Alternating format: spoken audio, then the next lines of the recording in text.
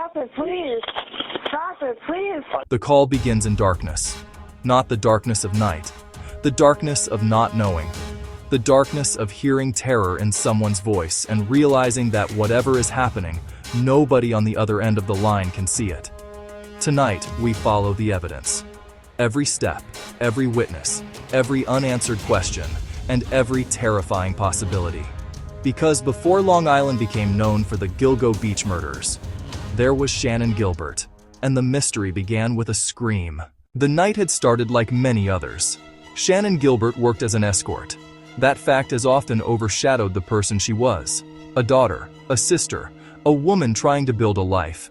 That evening, she traveled from New Jersey to Long Island with her driver, Michael Pack. They were headed to the gated beach community of Oak Beach. The client waiting for her was Joseph Brewer. Nothing about the trip seemed unusual. At first, the meeting reportedly lasted several hours. Then something changed. Exactly what happened inside Brewer's house remains one of the most disputed questions in the entire case. According to witnesses, Shannan suddenly became frightened. Not nervous, not uncomfortable, terrified.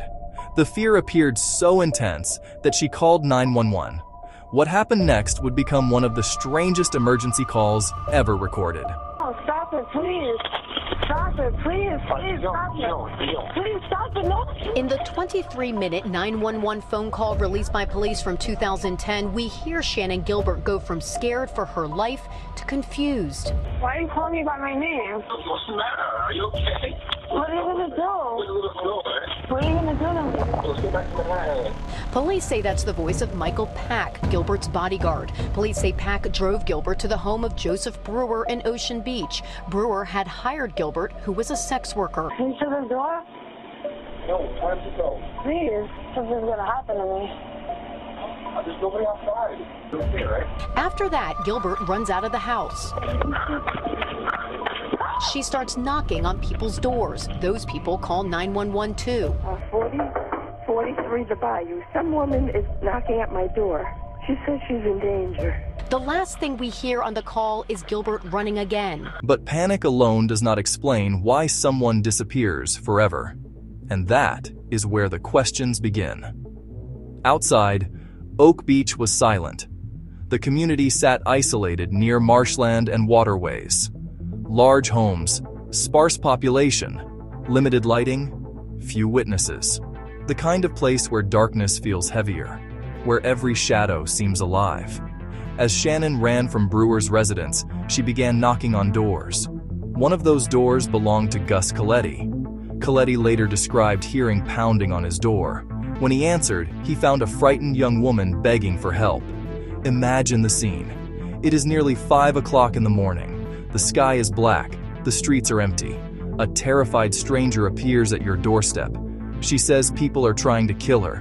Then she runs away before help arrives. Coletti would later say he tried to help, but Shannan fled, back into the darkness, back toward the marsh, back toward whatever terrified her enough to dial 911.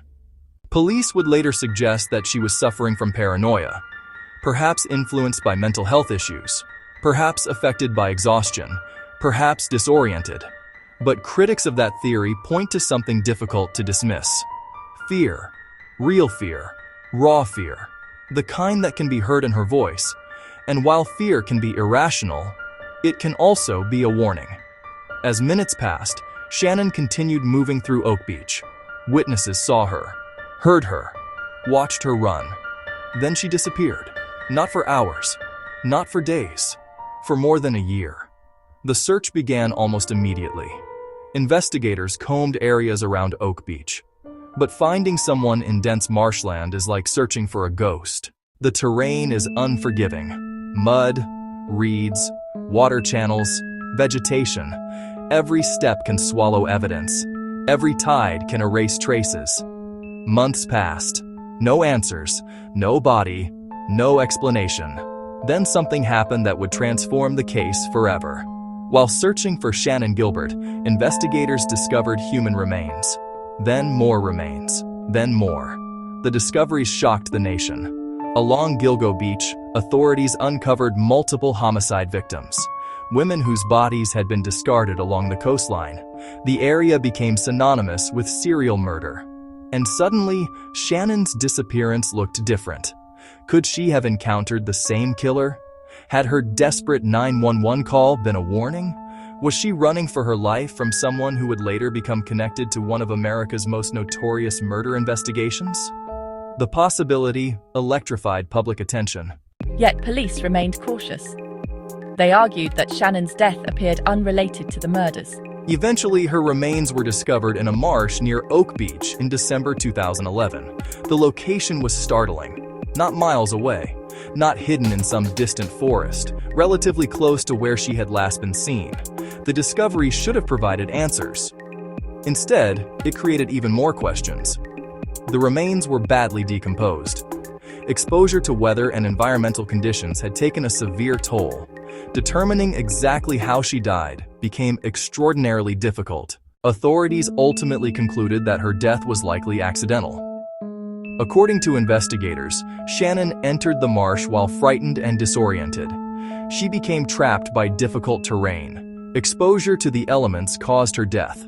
Case closed, at least officially, but many people were unconvinced, because accidents leave questions, and this case had too many. One of the most debated issues involved the physical environment itself.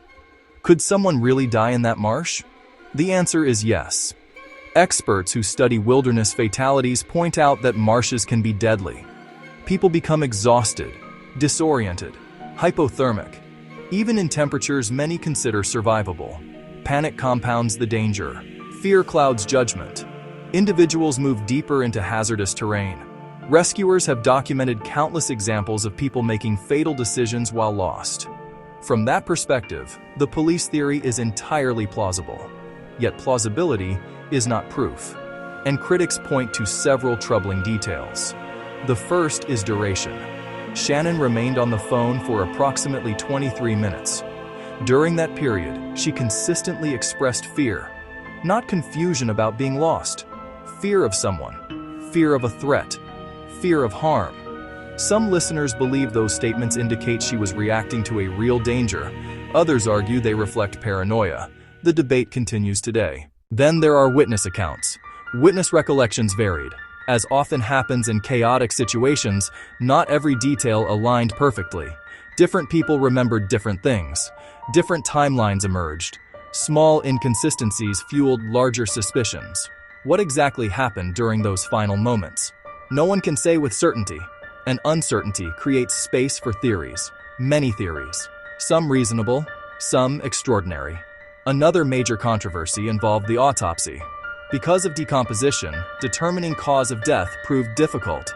No definitive traumatic injuries established homicide. But the absence of definitive evidence is not the same as proof of an accident. For many observers, that distinction matters deeply. Shannon's family publicly challenged official conclusions. They sought independent reviews. Independent experts raised questions. Attorneys argued that key issues remained unresolved. Media coverage intensified. Documentaries explored competing theories. Each new examination seemed to reveal additional uncertainty. And uncertainty is fertile ground for mystery. Imagine standing alone in that marsh, the wind moving through reeds, the sound of distant water, no streetlights, no houses, no help, only darkness stretching endlessly in every direction. Could panic drive someone deeper into danger? Absolutely. Could exhaustion eventually overcome them? Yes. Could exposure become fatal? Without question, everything about the environment supports that possibility. Yet another possibility continues to linger. What if she was right? What if the terror heard on the call reflected an actual threat? What if something happened after witnesses lost sight of her? What if the final chapter of her story remains unwritten? Investigators have never produced evidence sufficient to establish homicide. That fact matters. Evidence matters. Facts matter. But unanswered questions matter too, and this case is filled with them. The discovery of other victims near Gilgo Beach ensured that Shannan Gilbert's disappearance would never be viewed in isolation. Whether connected or not, the shadow of serial murder hangs over every discussion, every interview, every documentary, every theory, because coincidence has limits. And when multiple tragedies intersect in one location, people naturally search for connections. Years later, developments in the Gilgo Beach investigation renewed public interest. New suspects emerged. New evidence surfaced. Old questions returned. Yet Shannon's death remained officially classified as an accident. The debate endured, not because people refused to accept the conclusion, because they struggled to understand it, because the story feels unfinished, because 23 minutes of fear still echo through the darkness. The truth is that two realities can exist simultaneously. A person can genuinely fear for their life, and that fear can ultimately lead them into fatal circumstances without another person causing their death. Both things can be true. Fear does not automatically prove pursuit. Panic does not automatically prove homicide. But neither should those possibilities be dismissed without careful examination. That is why this case continues to fascinate investigators. It sits at the intersection of evidence and uncertainty, fact and speculation, known and unknown. The marsh still exists. The houses still stand. The roads still wind through Oak Beach. Visitors can drive those streets today. They can see the distances, the terrain, the darkness. They can attempt to imagine the terror of that morning. Most fail, because imagination cannot fully recreate fear. And fear is the central character in this story. Not a killer, not a suspect. Fear itself. The fear in Shannon's voice. The fear heard by witnesses. The fear that drove her into the night. And perhaps the fear that ultimately cost her life. Or perhaps not. That uncertainty remains. What can be said with confidence is this: Shannan Gilbert vanished after a 911 call that remains one of the most haunting recordings in true crime history. Her disappearance led investigators toward discoveries that exposed multiple murders. Her death was officially ruled consistent with accidental circumstances. Yet questions surrounding that conclusion persist, and as long as those questions remain unanswered, the mystery will endure. Some stories end with certainty. An arrest, a confession, a verdict. This is not one of those stories. This story ends where it began, in darkness. A frightened voice on a telephone. 23 minutes of desperation. Footsteps fading into the night. Then silence. And somewhere beyond the reeds of Oak Beach, beyond the marshes and the memories and the theories, the final truth waits. Still hidden, still silent, still calling from the darkness.